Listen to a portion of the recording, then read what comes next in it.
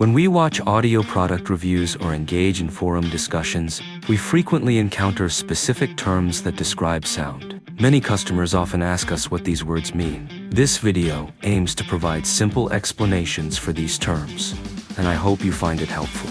Number 1. Pitch notes. When we talk about pitch range, we're referring to the extent of notes an instrument or a human voice can produce, from the highest to the lowest. Number 2.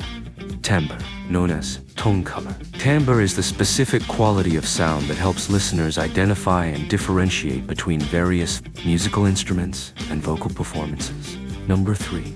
Audio coloration.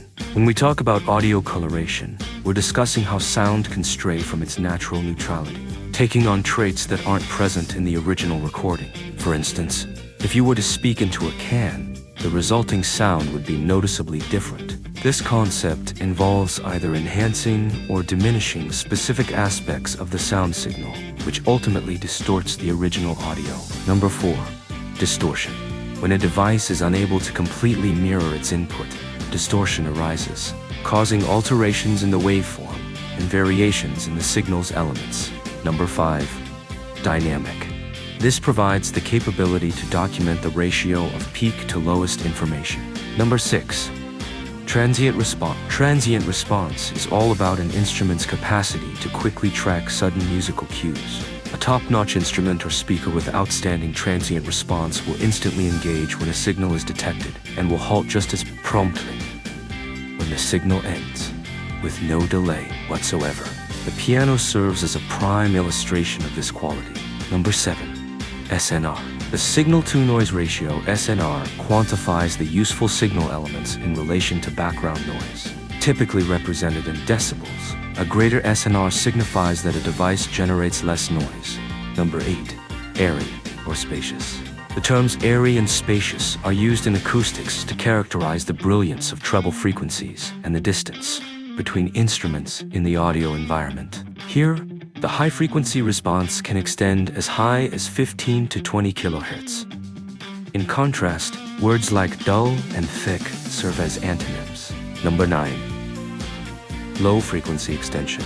The term low-frequency extension describes the minimum frequency that an audio device can effectively reproduce. This specification is essential for evaluating how well a sound system or speaker can handle deep bass sounds. For instance, a smaller subwoofer might manage a low-frequency response of 40 Hz, while a larger model could extend down to 16 Hz. Number 10. Transient. Transient describes the quick fluctuations in sound intensity, whether it's a sudden increase or decrease. A more effective transient is characterized by a shorter time to reach a designated sound pressure level. This feature highlights the skill in controlling sound, preventing elements from clashing in an undesirable way. Number 11. Fullness of sound. The harmony of high, mid, and low frequencies in the audio playback is just right. The highs are well balanced, the mids are ample, and the overall sound is dynamic. Number 12. Clarity. The term clarity in music equipment describes the quality of sound, which is attained by shortening reverberation time and balancing the various frequency ranges, high, low, and mid. Number 13. Balance. Within the music landscape, balance signifies the delightful ratios of its diverse components, coupled with a consistent spread across every channel. Number 14. Intensity. The sound possesses a strong and powerful quality, indicating a readiness to break through while also reflecting the diverse range of tones from the source. Number 15. Rich sound. When we talk about a rich sound, we refer to a beautiful and inviting auditory experience that is smooth and well-balanced, steering clear of any sharpness or overwhelming intensity. Number 16. Gentle, soft sound. This expression captures a sound that is characterized by a relaxed and open nature, completely free from tension. In this scenario, the high notes are smooth and gentle, steering clear of any harshness that might disrupt the listening experience. This fosters an auditory journey that is both soothing and enjoyable, allowing listeners to feel relaxed while engaging with the music. The overall environment is one of comfort, making it suitable for extended listening without any strain or discomfort. Number 17. Sound fusion. The concept of sound fusion is all about merging different sounds to produce a unified and engaging auditory experience. Number 18. Realistic sound. Realistic sound refers to sound's ability to preserve its original characteristics. Number 19. Reproduction.